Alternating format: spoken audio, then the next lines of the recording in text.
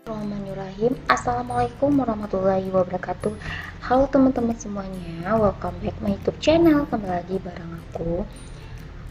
Aku berharap teman-teman masih semangat ya dalam persiapan ujiannya, karena kali ini aku akan membahas soal TWK lagi ya, tes kemampuan dasar.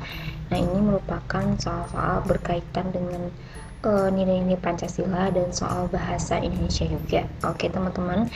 Nah, bagi teman-teman yang baru bergabung di channel ini, jangan lupa support aku dengan like-nya, komen, dan subscribe, dan share juga ke media sosial lainnya, biar aku lebih semangat bikin videonya. Oke teman-teman, masih semangat ya? Oke, kita masuk ke soal yang pertama. Nah, kita baca dulu soalnya. Pertahanan negara atau pertahanan nasional adalah segala usaha untuk mempertahankan kedaulatan negara, keutuhan wilayah sebuah negara, dan keselamatan segenap bangsa dari ancaman dan gangguan terhadap keutuhan bangsa dan negara. Usaha pertahanan dan keamanan negara dilaksanakan melalui sistem pertahanan dan keamanan rakyat semesta, dengan komponen utama adalah TNI dan Polri, sedangkan komponen pendukung adalah rakyat. Oke. Apabila negara dalam keadaan bahaya, maka rakyat wajib ikut melakukan pembelaan negara seperti ikut dalam wajib militer atau wamil. Ya, wamil itu wajib militer. Tindakan ini merupakan pengalaman sila berapa? Oke. Menurut teman-teman ini dia membahas poin pentingnya tentang apa? Adalah tentang melakukan, ya di sini kata kuncinya melakukan pembelaan negara. Nah, kalau bela negara ini termasuk kepada sila ketiga ya, dimana sila ketiga ini merupakan implementasi dari sikap bela negara. Jadi teman-teman harus ingat bahwa sila ketiga ini dia membahas tentang sikap bela negara ya, dengan mempertahankan bangsa dari ancaman, tantangan, hambatan, dan gangguan. Nah, bentuk yang dilakukannya melalui perjuangan fisik ataupun melalui perjuangan non-fisik. Tidak hanya itu, sila ketiga itu dia intinya lebih kepada bela negara ya teman-teman. Juga ada nasionalisme, persatuan. Jadi teman-teman harus tahu nih masing-masing dari sila ini kira-kira dia lebih menonjolnya tuh atau sering membahasnya ke apa gitu ya. Kalau ke sila ketiga itu adalah persatuan, lalu ada nasionalisme dan bela negara. Oke teman-teman, ya kita lanjut ke soal nomor 2 ya. Pancasila merupakan pedoman bagi warga negara dalam menjalankan kehidupan sehari-harinya. Pancasila sebagai kenyataan hidup bangsa Indonesia tidak perlu lagi dibuktikan kebenarannya karena sudah legal. Masyarakat tidak perlu ragu untuk mengamalkan setiap nilai Pancasila. Berikut merupakan salah satu bentuk pelanggaran dalam pengamalan nilai-nilai Pancasila dengan simbol padi dan kapas. Oke, aku udah sediain di sini gambarnya ya, gambar dari burung Garuda ini ya. Nah, di sini untuk yang di tengah itu adalah sila pertama. Jadi ini yang pertama, ini kedua, ini ketiga, ini keempat, dan ini kelima. Nah, karena dia membahas simbol padi dan kapas, berarti ini merupakan sila kelima yang bagian sini.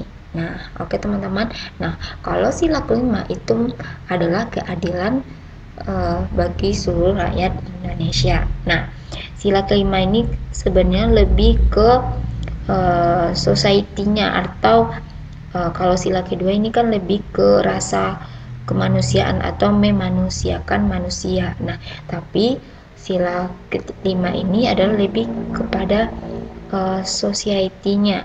Jadi kira-kira kita tuh cara mencegahnya gimana, cara melakukan sesuatunya biar tidak terjadi hal tersebut gitu, ibaratnya cara mencegah ya. Nah, yang kelima, oke, yang pertama adalah option A, adanya pelanggaran HAM pada masa Orde Baru sehingga masyarakat menuntut kemerdekaan HAM yang tertuang pada amandemen pasal 28 Undang-Undang 1945 atau bentuknya Undang Nomor 39 tahun 1999. Nah, ini merupakan katanya di sini pelanggaran HAM. Nah, oke, kita lihat yang lain dulu ya. Pudahnya semangat nasionalisme, cinta tanah air, dan rela berkorban terhadap bangsa dan negara akibat buruknya budaya barat. Nah, ini lebih kepada sila ketiga ya, karena di sini ada kata-kata nasionalisme, cinta tanah air ya. Ini lebih ke sila ketiga. Oke, yang C, eksploitasi besar-besaran terhadap sumber daya alam seperti batu bara, nikel, emas, dan merugikan rakyat Indonesia yang dilakukan oleh perusahaan asing untuk memperoleh keuntungan individu bagi perusahaannya. Nah, ini lebih tepat adalah option C, karena di sini adanya sumber daya alam yang disalahgunakan. Ya, ini adalah bentuk pelanggaran dari sila kelima.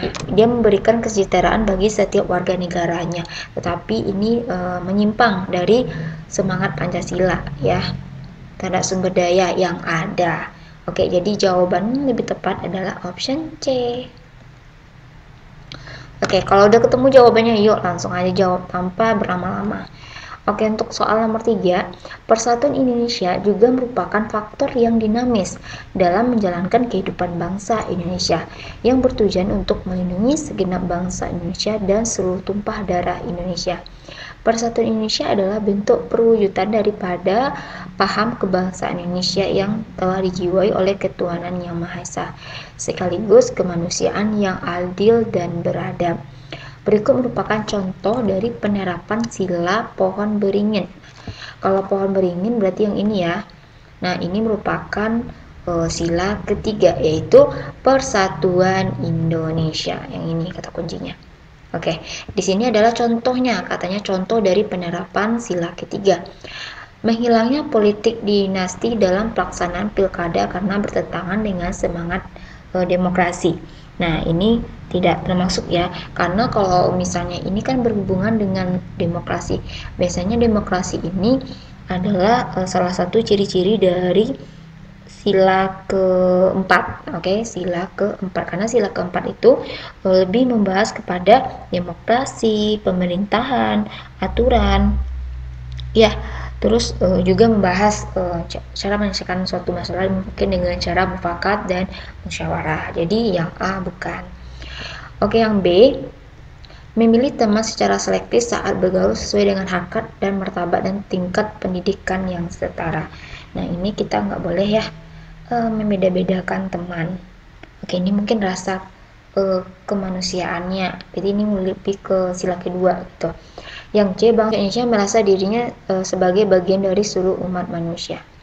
Nah, ini kurang tepat ya. Ini bukan dari pengamalan dari persatuan Indonesia dari silanya itu. Sedangkan yang D, memelihara ketertiban dunia berdasarkan kemerdekaan abadi dan keadilan sosial. Berarti kan kita sama-sama bersatu di sini yang menjaga dan memelihara kemerdekaan abadi dan keadilan sosial. Jadi ini lebih tepat adalah option D. Nah, kalau melakukan pembajakan karya tulis maupun seni agar mendapat pengaruh dari orang lain, ini merupakan pelanggaran dari sila kelima ya. Nanti ada bunyi butirnya. Nah, ini adalah penjelasannya teman-teman. Jadi yang kelima itu kan tadi memelihara ketertiban dunia berdasarkan kemerdekaan abadi dan keadilan sosial. Nah, ini merupakan sila ketiga dengan butir 5. Nah, di sini juga dijelaskan bahwa memelihara ketertiban dunia dalam konteks internasional merupakan perwujudan dari kesadaran bahwa bangsa Indonesia hidup di tengah-tengah pergaulan internasional. Komitmen Indonesia untuk melaksanakan ketertiban dunia berdasarkan kemerdekaan, perdamaian abadi, dan keadilan sosial ditunjukkan dengan kontribusinya dan berpartisipasi. Nah, jadi itu ya teman-teman. Jadi jawabannya adalah option D. Oke, next kita lanjut ke soal nomor 4. Pembakaran hutan sangatlah menyengsarakan rakyat. Selain kerugian negara, pembakaran hutan ini akan mengakibatkan asap yang tebal. Pengunduran hutan ini juga menyebabkan alam semakin rusak. Ini merupakan tindakan tersebut merupakan penyimpangan dari sila keberapa ya? Kelima. Tadi udah dijelaskan juga ya bahwa sila kelima itu lebih ke tindakan dari sila keduanya. Oke. Ya, jadi jawabannya itu adalah option E. Ya, pembakaran hutan merupakan pelanggaran sila kelima. Sebagai warga negara harus melaksanakan hak dan kewajiban. Jadi kata kunci hak dan kewajiban sebagai warga negara termasuk menjaga alam. Oke ya, bisa teman-teman, kata kuncinya di situ. Jadi kita harus menjaga alam kita biar tidak rusak. Oke, next soal nomor 5. Tony masih sekolah.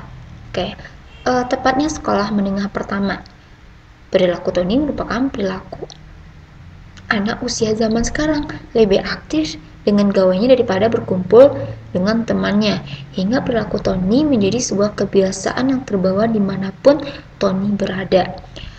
Suatu ketika di sekolah, Tony diminta guru untuk mematikan lampu, namun Tony tidak melakukannya. Perilaku Tony merupakan pelanggaran dari sila yang berlambang apa menurut teman-teman? Nah, ini lebih tepatnya ke sila yang kelima ya, yaitu padi dan kapas yang bagian sini. Nah, kenapa? Karena perilaku yang ditunjukkan Tony berakibat pada pemborosan. Akibat menggunakan dawai, banyak hal yang tidak bisa dilakukannya ya, seperti belajar contohnya, atau kadang gurunya untuk meminta bantuan pun tidak bisa gitu. Karena dia juga mengabaikan perintah gurunya untuk mematikan lampu. Oke teman-teman, jadi jawabannya yang benar adalah option A. Oke teman-teman, semoga bisa dipahami ya, semangat terus. Oke, kita masuk ke soal nomor 6. Dari pernyataan di atas, manakah yang termasuk ke dalam perilaku yang mencerminkan sikap bela negara? Nah, sikap bela negara adalah menjaga perbatasan terluar negara. Nah, ini benar ya, karena kita membela negara nih. Menghormati teman yang beribadah juga benar.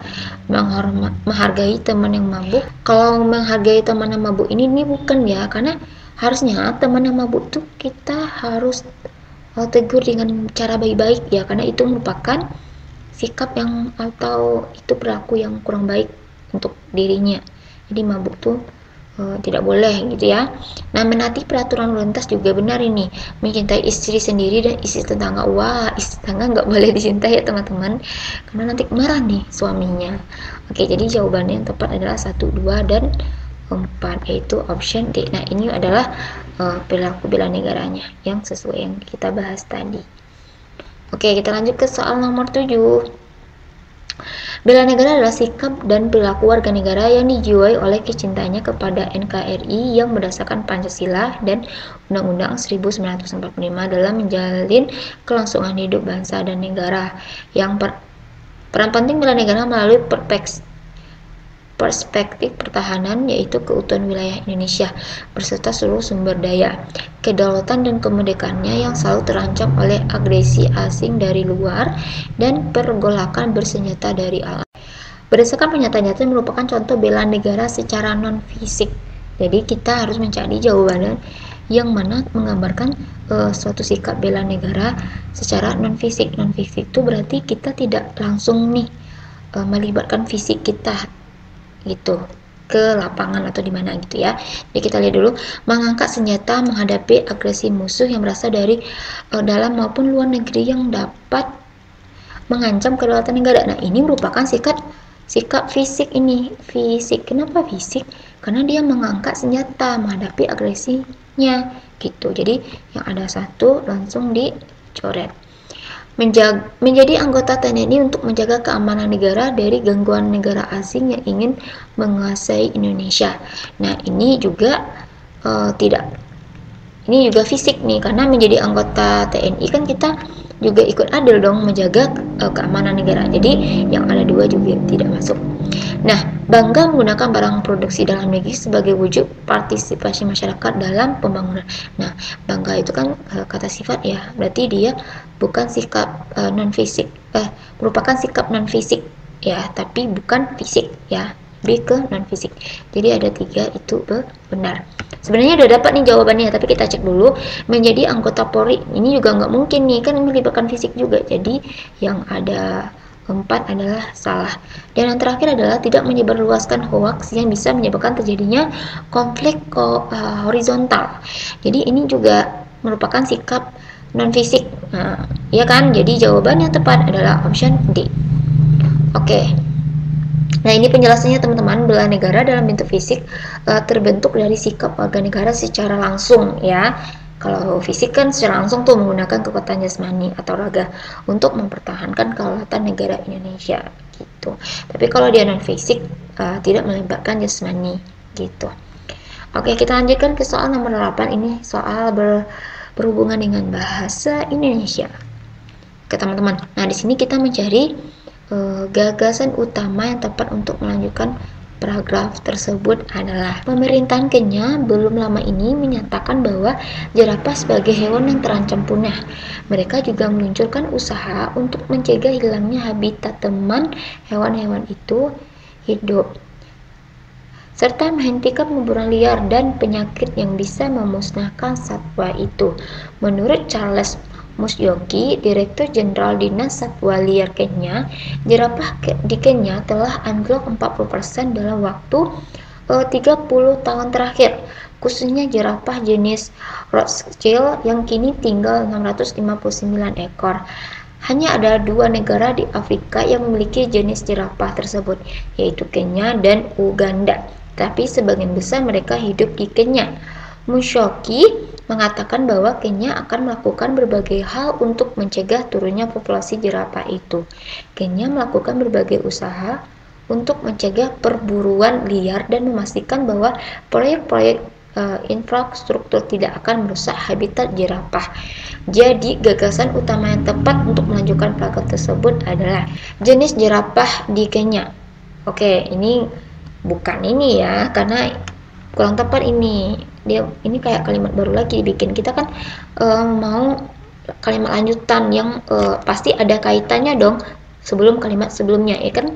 Kalimat sebelumnya Kenya melakukan berbagai usaha untuk mencegah pemburuan liar ya, dan memastikan bahwa proyek-proyek infrastrukturnya tidak akan merusak habitat jerapah. Jadi kalau kita lanjutkan yang B, harapan Kenya atas usaha yang dilakukan adalah untuk mencegah punahnya jerapah. Nah, kalau kita lihat ini lebih tepat karena kan katanya dia merusak habitat jerapah nih, tidak akan merusak habitat jerapah. Berarti harapan Kenya itu dengan atas usaha yang dilakukan itu untuk mencegah punahnya jerapah. Oke. Kalau yang C, upaya yang dilakukan Kenya untuk mencegah punahnya jerapah, bukan. Kan kita udah tahu upaya yang dilakukannya untuk apa gitu ya. Tapi ini kan kita melihat sebenarnya tujuannya untuk melakukan pencegahan itu buat apa gitu kan. Harapannya lakukannya itu apa gitu harusnya. Negara-negara yang mendukung dan membantu upaya Kenya mencegah punahnya jerapah juga kurang masuk ya, kurang cocok ini. Penjabaran hasil dari upaya yang dilakukan Kenya untuk mencegah punahnya jerapah. Sebenarnya ini ya tujuannya itu untuk mencegah jerapah, tapi penjabaran hasil dari usahanya itu kayak kalimat ini kurang tepat. Kalimatnya sedikit rancu ya, maka kalimat yang lebih tepat itu adalah harapan Kenya atas usaha yang dilakukannya untuk mencegah punahnya. Jadi ini kalimatnya lebih efektif nih. Oke teman-teman, jadi jawabannya adalah option B. Oke, ini kan udah ada ya di sini penjelasannya. Pernyataan ini relevan dengan informasi yang ada di akhir teks tersebut bahwa pemerintahan Kenya akan mengupayakan berbagai cara untuk mengatasi masalah punahnya jerapah di Kenya. Setelah melakukan upaya itu, tentu dibutuhkan informasi seperti apa keadaan dasar di Kenya dengan harapan ke depannya, gitu kan. Berarti kan kita harus menyesuaikan dengan kalimat sebelumnya, kira-kira apa yang dibahas, berarti berhubungan dengan kalimat sebelumnya. Oke, next soal terakhir ya, nomor 10. Kita langsung baca pertanyaan aja. Konjungsi yang tepat untuk kuncinya sini adalah melengkapi paragraf tersebut adalah, pupuk anorganik merupakan golongan agrokimia. Bahan-bahan agrokimia memang diperlukan untuk meningkatkan dan mempertahankan produk pangan. Titik. Nah, di sini titik ya. Titik-titik bahan-bahan tersebut berisiko terhadap kesehatan. Nah, kira-kira menurut teman-teman kata yang tepat itu apa? Demikian bahan-bahan tersebut. Kalau kata demikian ini kurang tepat ya. Kayak rancu jadinya. Demikian bahan-bahan tersebut berisiko. Jadi kan bunyinya agak lucu gitu kan. Bahkan bahan-bahan tersebut berisiko. Kalau bahkan juga kurang tepat kalau ditaruh di awal ini. Nah, oleh karena itu bahan-bahan tersebut berisiko terhadap kesehatan. Oke, kita coba dulu. Kalau kita pakai oleh karena itu, akan tetapi Intensifikasi produk pangan tidak dapat dilakukan hanya dengan mengandalkan pupuk anorganik dan pestisida kimia tanpa batas. Nah, bisa jadi nih bahkan tetapinya ya kan. Oke, telah berdampak bagi kehidupan dan di lingkungan meskipun perlu dilakukan pembatasan. Oke. Jadi ini lebih tepat itu adalah option C. Oke teman-teman, ini merupakan 10 soal yang bisa aku bahas. Nah, semoga teman-teman bisa terbantu dalam persiapan ujiannya ya. Semoga teman-teman juga lulus nih jadi ASN tahun 2021. Amin ya rabbal alamin. Oke teman-teman, sekian dulu video kali ini. Kalau ada pertanyaan silahkan tinggalkan di kolom komentar dan jangan lupa untuk follow Instagram aku Fardila.Deviati20. Thanks for watching, see you on my next video. Assalamualaikum warahmatullahi wabarakatuh. Dadah.